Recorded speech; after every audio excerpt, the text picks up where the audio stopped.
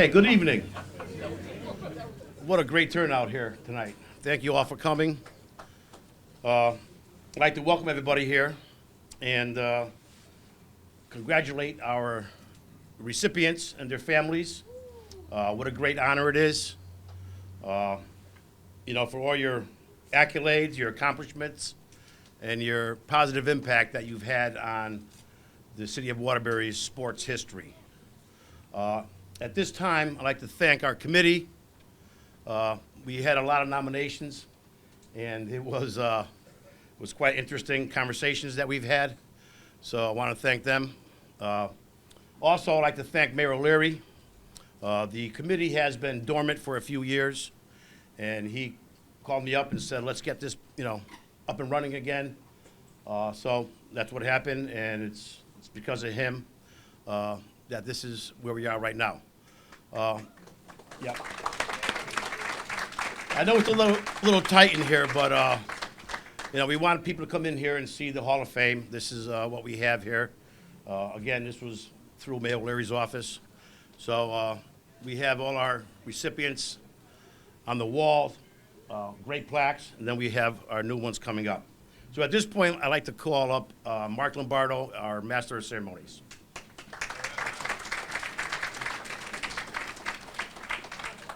Good evening, everybody. Thank you for coming. As Chairman Joe Bagnall has said, what a great crowd. We thought a lot of people would come out, and we're really excited that everybody's here tonight. So I'd like to welcome all of you here to Municipal Stadium. I'd like to first recognize some folks that we have out in the audience, some dignitaries. We have State Representative Ron Napoli and State Representative Jerry Reyes. And we have a special guest tonight. Congresswoman Hayes is here. And at this point, I'd like to call up Congresswoman Hayes for a few remarks, please.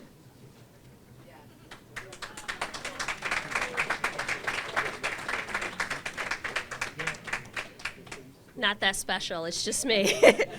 But it is great to be here in Waterbury to celebrate the induction of just tremendous people into the Sportsman's Hall of Fame.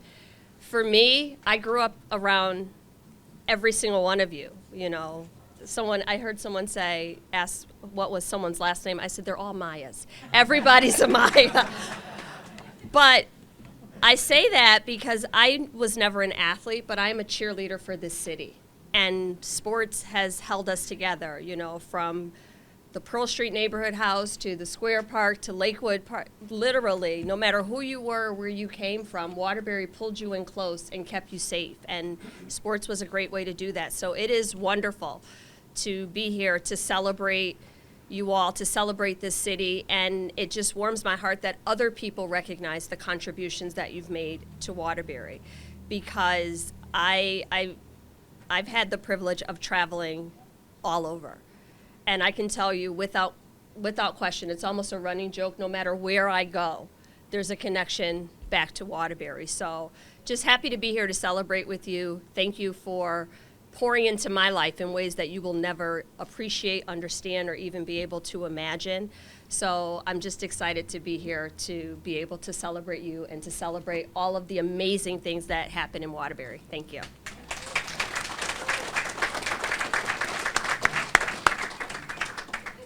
Thank you very much. I'd like to take this opportunity to thank our Mayor, Neil O'Leary. He was instrumental in getting this facility built back in 2019. When you get a chance at the conclusion of this event, we have our doors are propped open to both our our visitor and home locker rooms. You could take a tour through those. I have some big shoes to fill tonight. When filling out, making up the program, I had noticed all the previous year's MC was Mr. Bob Brown. Bobby was a great man, and some big shoes to fill tonight. He, looking back at some of his records dated back to the 1980s and looking at all his notes that he made each year, it's inspiring for us to move forward with it. So at this point, I'd like to call up Mayor Neil M. O'Leary.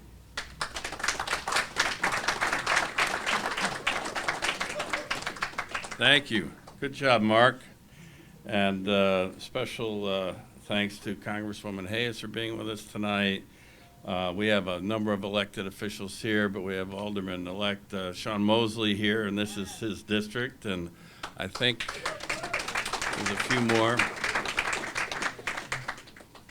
Listen, at the end of the day, the credit for starting this, to start the Hall of Fame committee up again, really does belong to Bobby Brown, who obviously is not here with us tonight, but his son is with us tonight, Eric Brown. And special thanks to Joe Begnell. You know, these committees, you put them together, there's a lot of folks who would like to see a lot of people recognized. It's not easy. Everyone deserves recognition. I look around the room here, we have a number of athletes and athletic stars through the years in this city, and everyone should be recognized. So a big round of applause for everyone who's not on the plaque. And the committee. I don't have all the names, but I see Ray Brown here. I see Dougie Rinaldi here. I think Joe Gary, George DeAugustino were all part of the committee. Big round of applause for all those guys. And anyone I left out, and I apologize. So it is a special honor, right? If you look around the room, and especially, you know, when we were all growing up, these names were always very prominent in this community as being not only, you know, gifted athletes, but also people who gave back to the community that raised them. And that's part of, in my humble opinion, a big part of the recognition that's due here tonight to all these folks. And, you know, certainly, starting with Allie Vestor, I don't think there's anyone in this room that hasn't heard and distinctly would remember Allie Vestro's voice and listening to the basketball games. And I particularly enjoyed them when I used to work there as a police officer, and the family, and we're honored to have them with us tonight. And then there's the Johnson brothers, you know, Stevie, Clay, and Bruce. I mean, let's face it, they were the face of basketball in this community for so many years. And as I look around the room, there's a lot of other basketball stars in this room that are out here to honor the Johnson family, but should be honored in their own right, too, for what they did.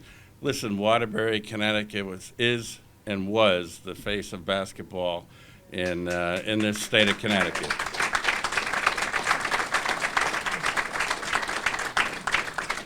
And there's Pudgy Maya. So, cue Maya.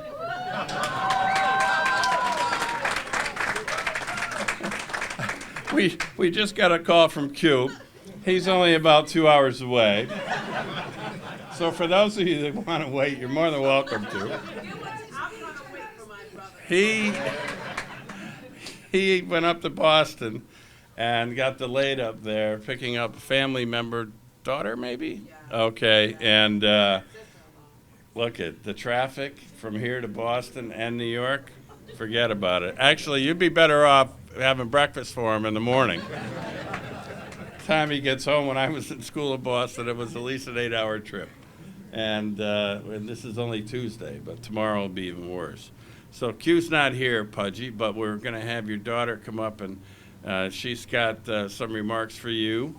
And come on up. And I just want to, before you get up here, or come on up now, I want to say a few words about Pudgy, although I'm very familiar with, of course, Stevie Johnson and Clay Johnson and Bruce Johnson. And, of course, you know, we were very disappointed, of course, and we pray we don't have Stevie with us, but certainly and we don't have Allie Vestor Sr. with us, but believe me, trust me, they're with us. And I'm honored to say that. So in I just going to just digress just a minute, because I really need to do this. Because this is probably, by the way, my last speech. So I feel sorry for you guys. And of course, our superintendent of parks, Sam Leisering, is here with us. And he's a big reason why we're here tonight. This stadium project was complicated, and it was a mess, and it was a nightmare, and somehow we managed to get through it. And certainly Sam's leadership is a large part of that success.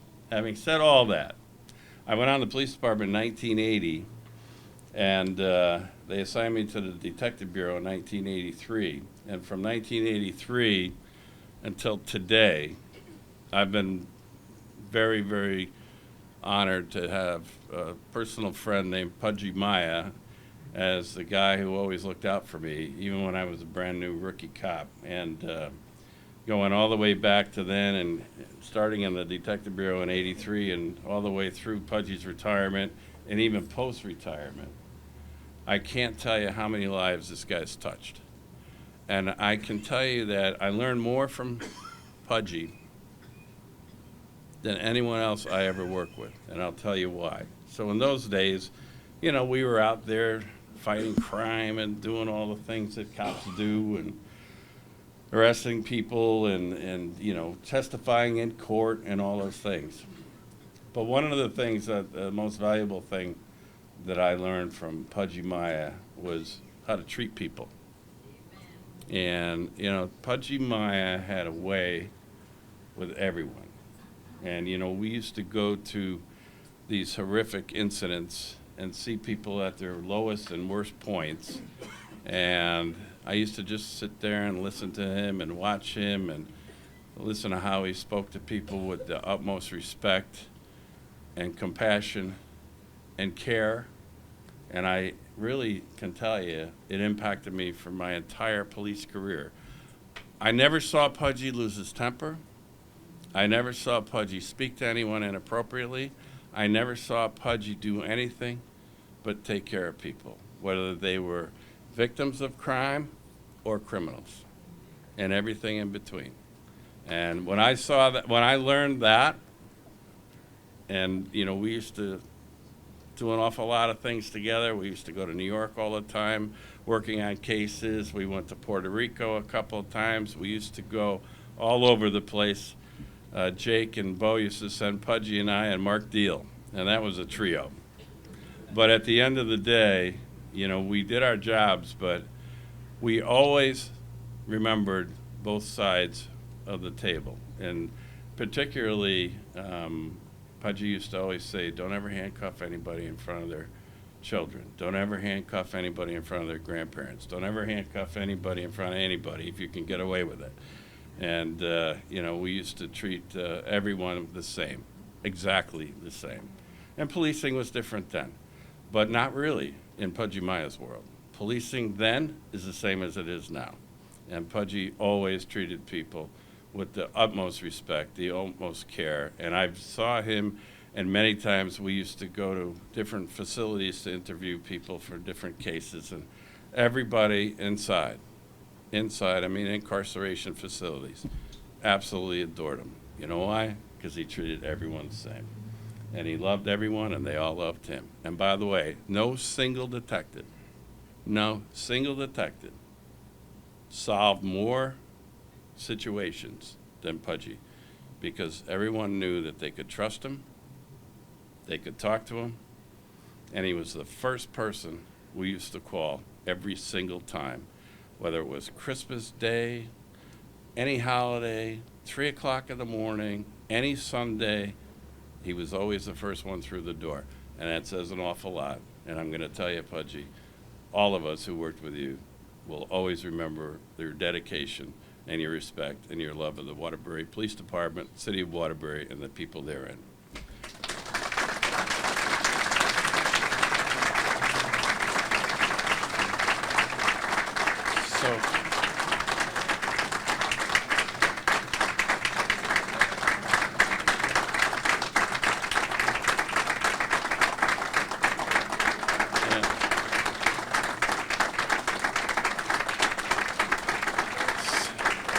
So without further ado, we're going to hear from Terry, and then we'll take it from there. Thanks, everyone.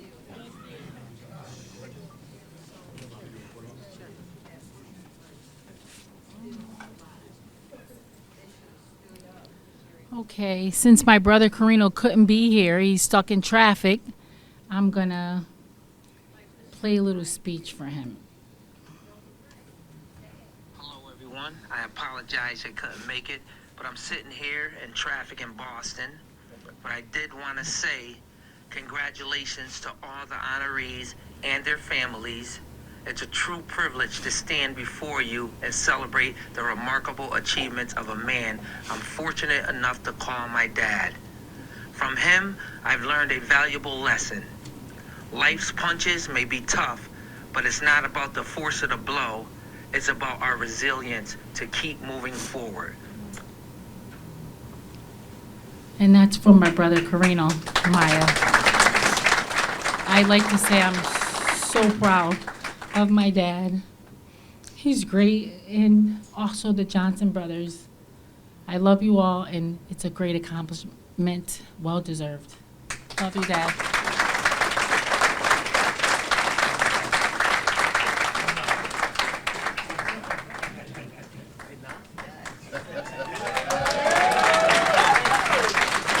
Wow.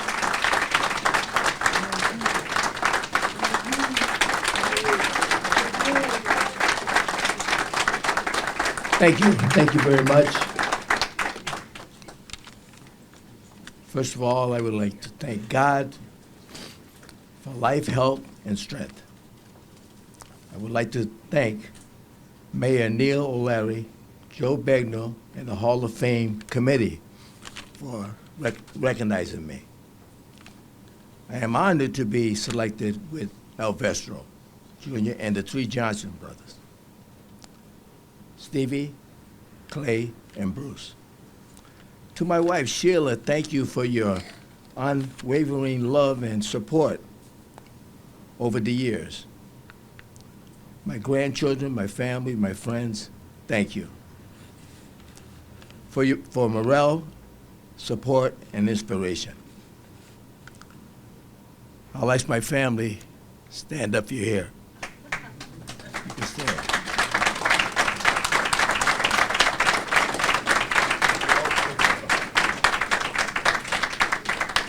Thank you. As I reminisce on the journey and think of all the great relationships I have built, I would like to name a few special ones. Jimmy DiAugustino, Chico Heno, Eddie Hill, Gary McKenna, Willie White, Bobby Guerrero, Red Kelly, Jim Spann, Jack Nacera, Bobby Brown, Elmer DeShane. Meeting these people from all different backgrounds and cultures has truly shaped who I am today.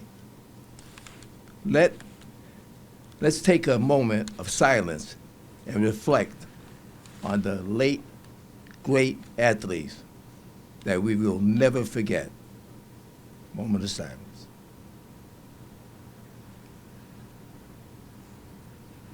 Again, I thank you. Appreciate each and every one of you. I will continue to positively represent and support this great community. God bless you all.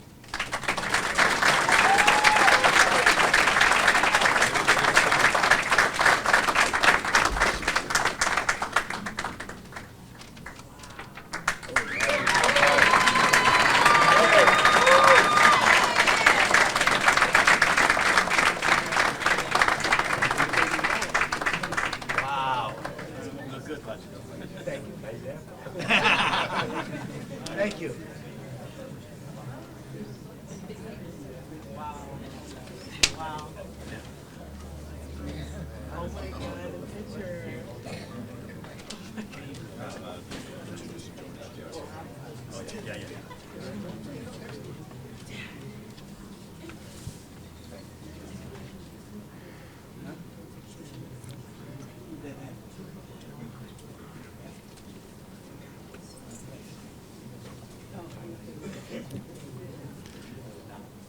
Can take a picture now. Okay, one quick picture here, Pudge.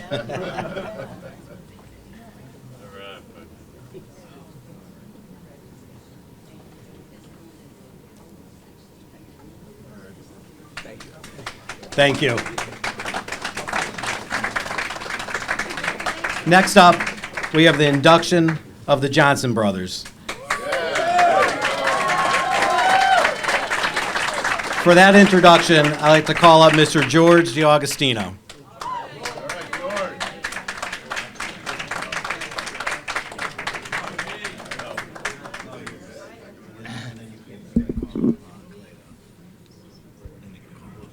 is working. This one? Thank you, Mark. I was warned this morning to be short and brief, so I took all the things that I wanted to say and I condensed them into this little piece of paper. I don't know if I can see it, but I'm going to try. I'm honored and privileged to have been asked to introduce the Johnson brothers to the Hinkle Dono Hall of Fame. But before I get to that, I would like to congratulate the Vestro family for Ali Sr.'s entry into the Hall of Fame and Pudgy Maya for his entry into the Hall of Fame. Both well deserved. I would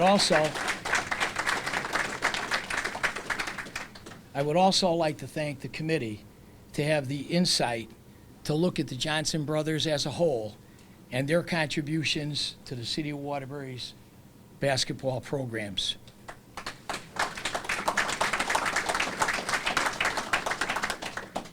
For me, I have known all three brothers for over 50 years.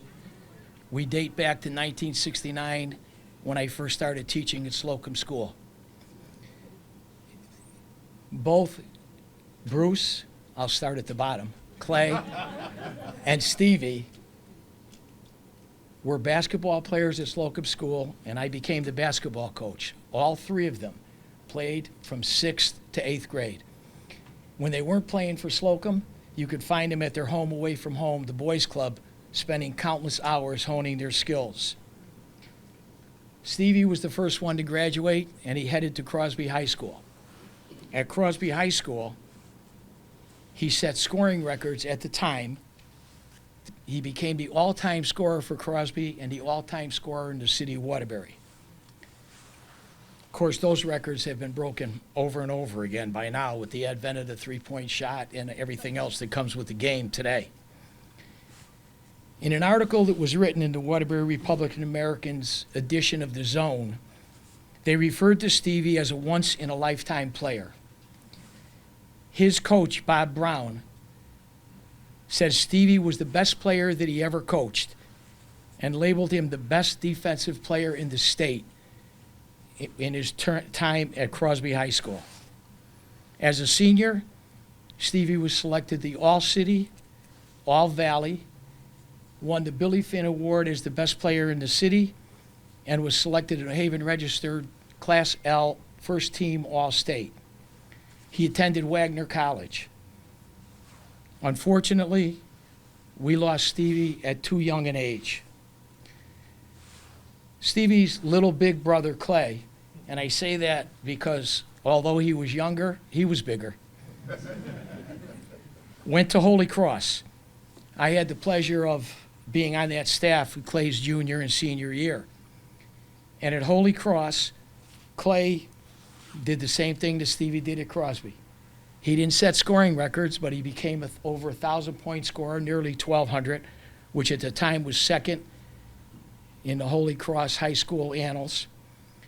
And Clay, as a senior, was All-City, All-Valley, winner of the Billy Finn Award, and selected to the first team Double L All-State New Haven registered basketball team.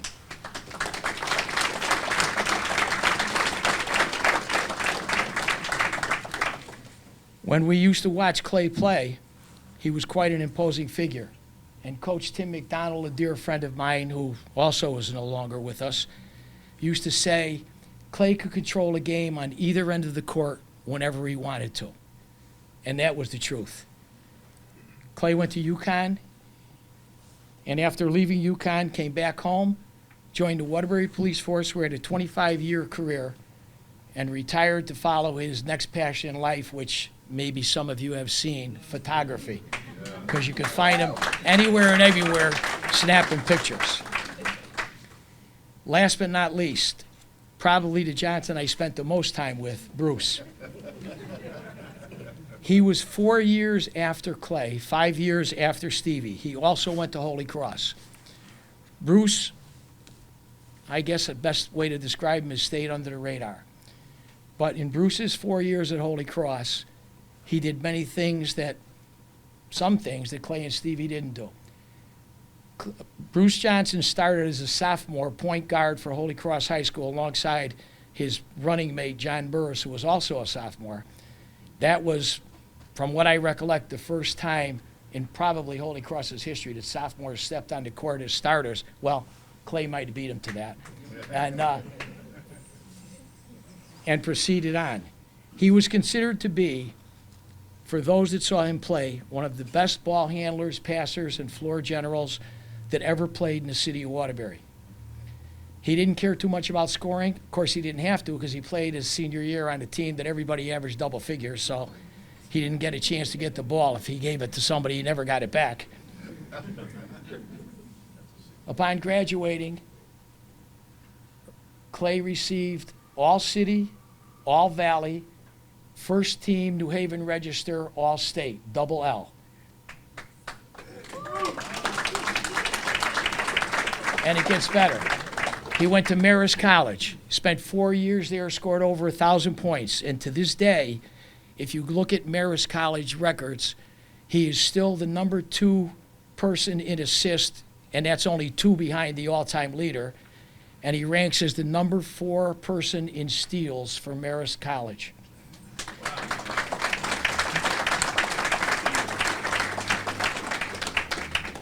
After graduating, Clay went to work for the state of Connecticut. Bruce. You see that? I've been with him so long, I just mixed them up.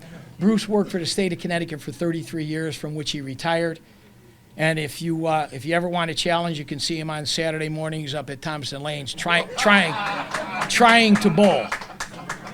He could play basketball, but a little weak in the bowling area.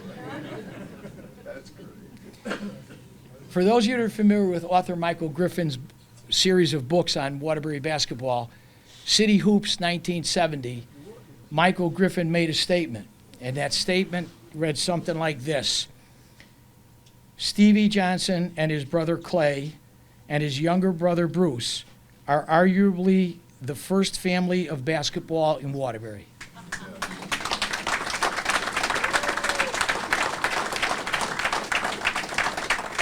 But for those that don't know the Johnsons and those that do, they're just darn nice, down-to-earth, good people. Congratulations, Bruce. Congratulations, Clay.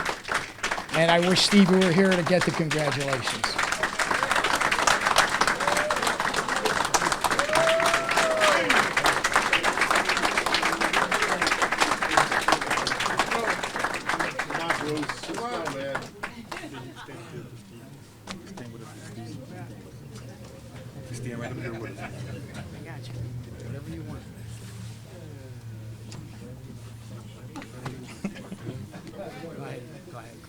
All right, thank you.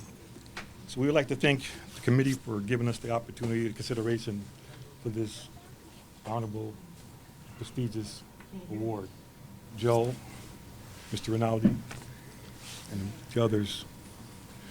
We'd also like to thank some very important people in our life that made this possible. Mr. DeAgostino,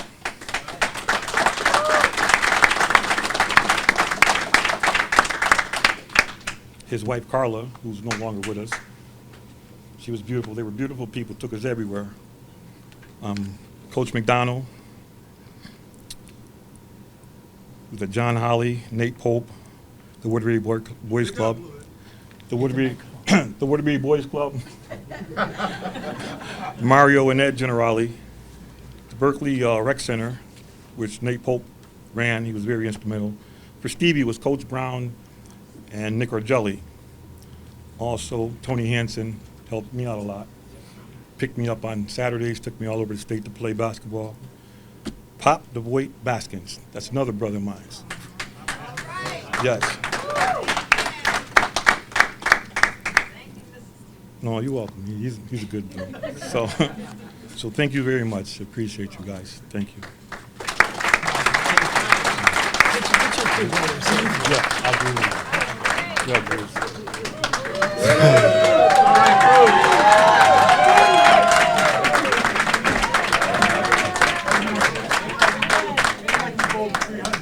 First of all, I want to give honor to my Lord and Savior, Jesus Christ. Because without Him, none of this would be possible.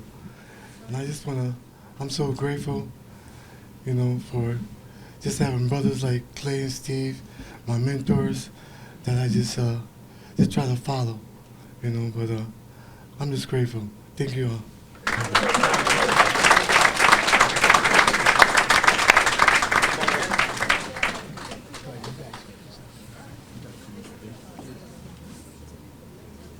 All right.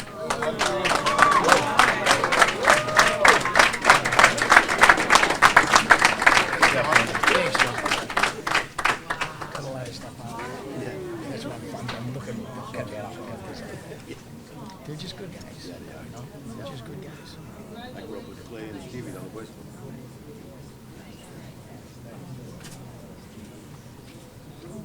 I still see these guys grow up. I grew up with Steve. I get maybe 4 or 5 months. I mean, that's the Bruce. Bruce, I went through changing. My man here. My man, Mr. D.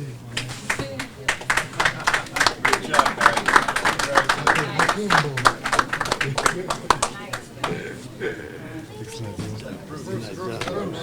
Bruce.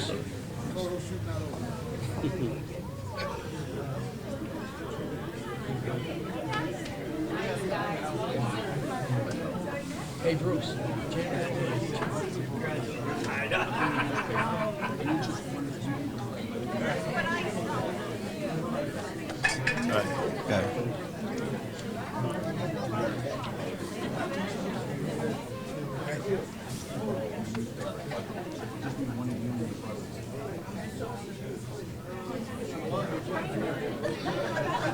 All right, thank you. Moving on. We have our final inductee of the night, and that's going to be Mr. Al Vestro Sr.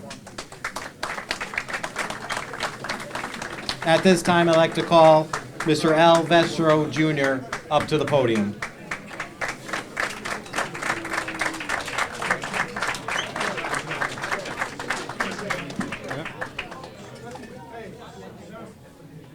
Thank you all very much. Mayor O'Leary, Congressman Hayes, all the dignitaries here.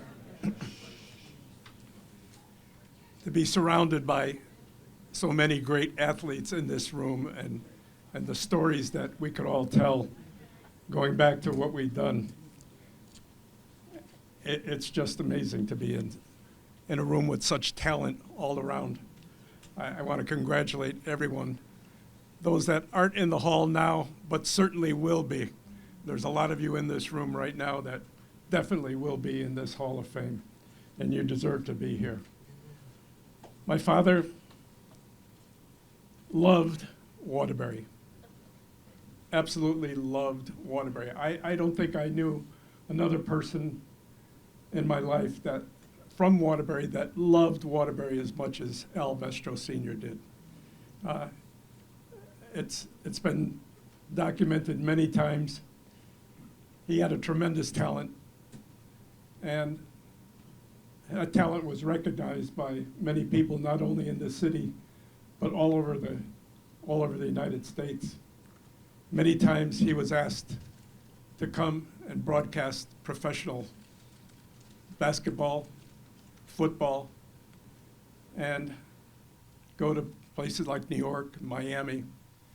And I remember once being on the other end of the line when he was offered the Miami Dolphins broadcasting job when the Miami Dolphins were first starting. They wanted him to come down. I was on the phone upstairs. He was on the phone downstairs. I heard them made the offer. I hung up the phone. I was starting to pack my bags, get ready to go to Miami. I was all set to go to University of Miami. I thought, well, this is really going to be it. But he said no. He said, I love Waterbury. I love my family. I want to stay here with them and stay with them. It's more important for me to raise my family and to teach them the values that they need to have. He was a deeply religious man. He was in church every day. Pudgy mentioned that before, how he would go to church every day. And he instilled in his family the great love of Jesus that we have now, and I thank him for that. Because it's not about when it's all said and done, it's not going to be about sports that gets us into heaven. Amen. Praise God. I want to thank Pudgy Maya and all the Johnson brothers for giving me such great moments. You know, Pudgy Maya, we used to put on a shift for Pudgy Maya when I played against him. Pudgy Maya and Butch Douglas. We put everybody on the left side of the infield because that was where they hit most of the time. And of course, watching the Johnson brothers just play masterful basketball throughout the course of their years. There have been many great players, but they certainly rank as some of the greatest there. They gave us some wonderful moments. Now, my father introduced me to many sports personalities in the course of my career. I remember once broadcasting in the Boston Garden, and they used to have what they call little soap dishes that hung over it was a broadcasting booth that actually hung over the stands on the second balcony of the stands, and it was about this big, and all the sportscasters were all next to each other on the thing, and I was next to Harry Carey. I don't know if you ever heard of Harry Carey, a great St. Louis announcer, and he was just amazed that I was with my father, and my father took me to all the games, and my mother was with us too. And he said, "That's such a wonderful thing." He said, "I go from here." He's at Boston Garden now because St. Louis was playing. He said, "I go from here. I go back to my hotel. I check my schedule and I'm on a plane going somewhere else, and then I'm on a plane going somewhere else, and I'm on a plane going somewhere else." He said, "I get home for a day, and my kids call me Uncle Daddy." And that's a true story. Uncle Daddy, because he's not around so much. And when my father heard that, he said, "Now you know why I do what I do for you. I don't ever want to hear Uncle Daddy." Okay? And it was one of those wonderful things. My father touched the lives of many young athletes in the city of Waterbury, as well as many of the citizens of the city of Waterbury, especially during the 1955 flood.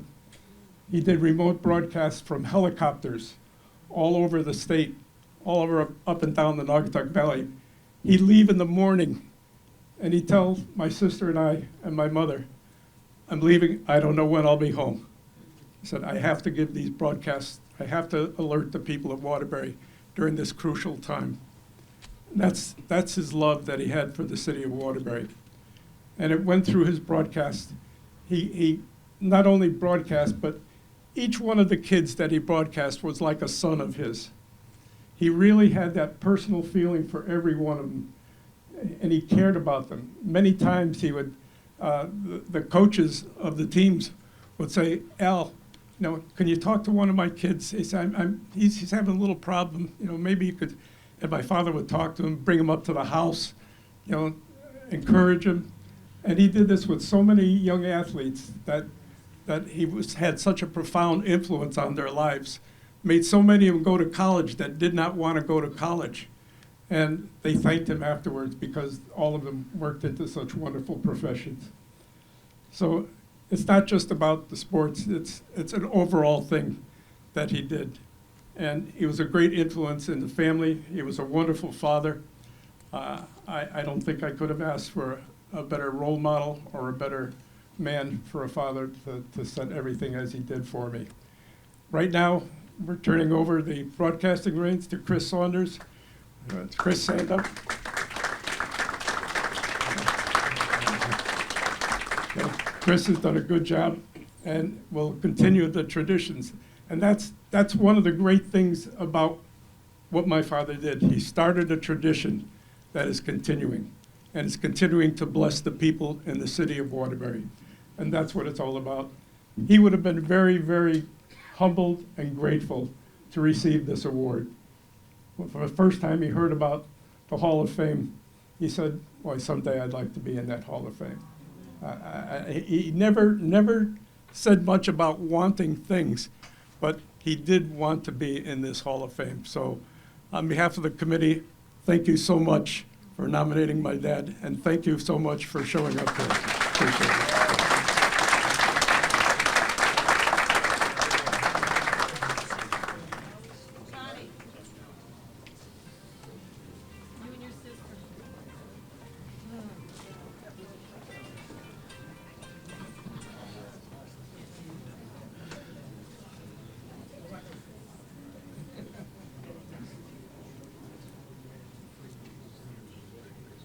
While we're wrapping up some pictures here, I just wanted to say a couple more thank yous before we end the evening. Tonight, during social hour, we had the PAL kids out there. The PAL kids cooked up the food, and we had the officers on hand. So please give them a nice round of applause. They always do a great job. Every event that we have here at the stadium, you can see them out there. The kids really do a great job. I want to thank Joe Palladino, who snuck in over in the corner over there. Back in 2015, when Mayor O'Leary and we all got the committee back together, you were a big influence on getting this out there. And Mr. Barlow, now we thank you for keeping that tradition going. So on behalf of the committee, I'd like to thank everybody for coming out tonight. Certifications from the, Oh, I'm sorry. What do you got? certifications from Jimmy. Oh, okay. We have a cert. Oh, okay. Did you want to come up to hand them out? Okay, we'll get Okay. right now. Okay. Okay, thank you. Congresswoman Hayes' office has some proclamations that we'll be handing out to each of the recipients. Thank you very much. Is that it, Joe? Again, thank you all for coming out tonight.